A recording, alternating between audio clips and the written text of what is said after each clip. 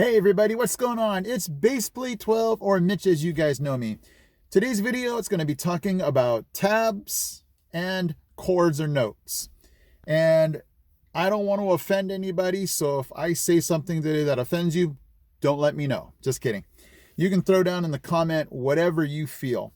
But I get asked so many times, I wish I had $1 for every time somebody here on YouTube said, hey, you got any tabs for this song? And I'm like, no, I just play it by ear. Now, you guys know I have thrown down some bass covers where I will put the notes in. And again, here we go with the battle between notes and tabs. Here's my issue with tabs. I used to play worship, and we would have to know the notes. I mean, nobody wrote anything in tabs for us. We had chord charts where we would look at the lyrics and we would have to know the notes. And so when I'm asked for tabs, I don't write tabs. In fact, I always wonder why they ask me when they can't just Google tabs for this song, for the bass. But anyway, I'm like thinking, who does write their own tabs for their bass covers?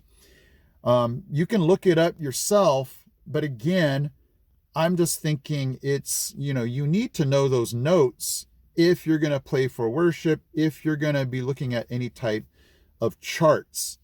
Now, here is the benefit of the doubt for those of you that do want tabs is, when you're looking at notes, you can't tell how many hits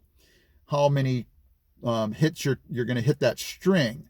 With tabs, you can see that. You can see, oh, I'm going to hit that note 4 times.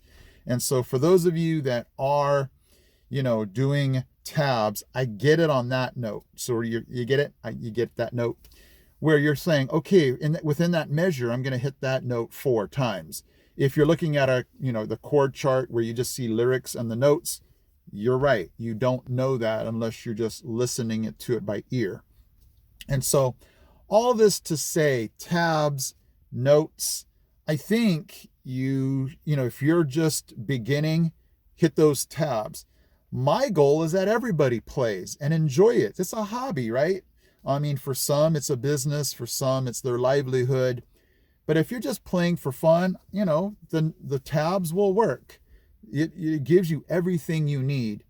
But if you're going to eventually want to be on a worship team, if you're eventually wanting to become more well-rounded, you don't want to go to some kind of gig and say, yeah, what was, is that the first string and the 6th fret? Because they're going to tell you that you need to know these notes.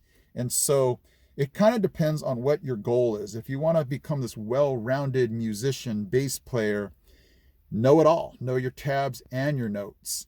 If you're just doing it for fun and want to stick with the tabs, that's fine.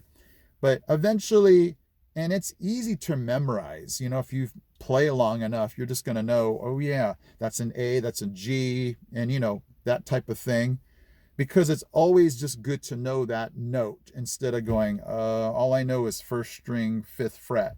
You need to know what those notes are that correlate that. So this video was all just to let that kind of off my chest because, man, people just keep asking for the tabs. Number 1, I don't write them. Look them up on Google. And number 2, start to learn the notes. And that's kind of where I roll. For those, especially those of you that play worship, I love to give notes because most worship teams will write it down in notes. They'll give the whole band, whether it's on iPad or whether that's on just a sheet of paper, what are the lyrics, what are the notes, when are they played. So anyway, keep playing, guys, have fun with it. And that was the whole point. Whether you're using tabs or notes, have fun. But if you want to become more well-rounded, learn those notes so that way it's not just a string and a number, okay? All right, guys, thank you so much for watching. I'll catch you in my next video.